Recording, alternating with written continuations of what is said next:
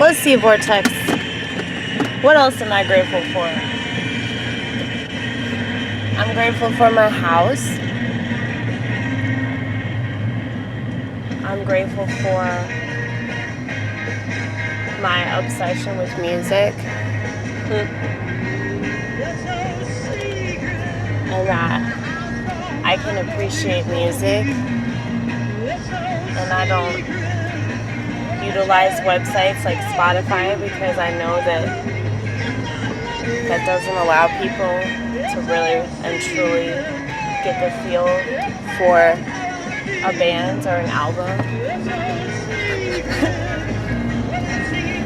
This is probably the most arrogant gratitude list ever.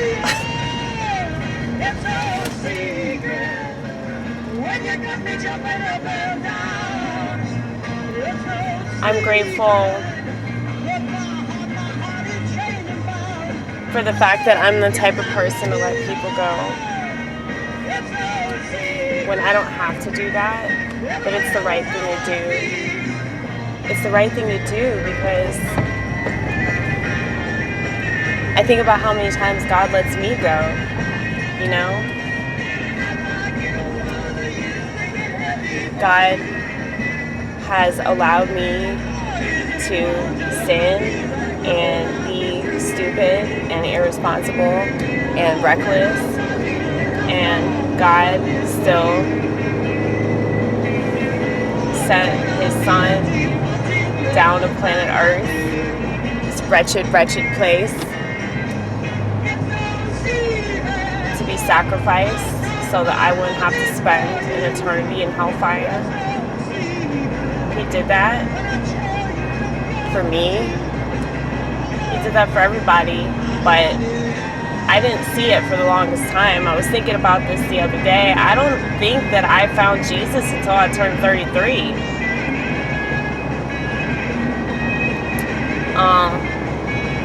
Which is supposedly when he died, right? That's what they tell us. But I think the symbolism of that story is what's the most important. People get so caught up in the semantics of it.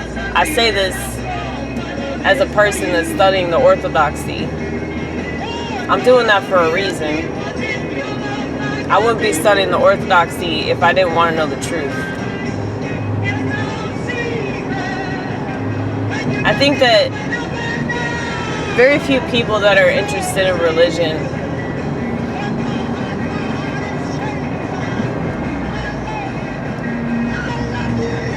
are interested because they want to know the truth. I think it's more about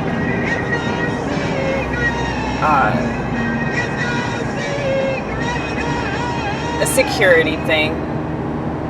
You know, they want to be comforted by something, which I understand. I don't judge them for that. That's totally natural. And it really doesn't matter what your religion is, whether it's Christianity or Judaism or Hinduism, Muslim. I mean, even, you know, Satanism and agnosticism, Wiccans, you know, paganism. I mean, there's all kinds of shit out there that people are into because of the security purpose. So even if you say, oh, there is no God, well, you're secure in that, you know?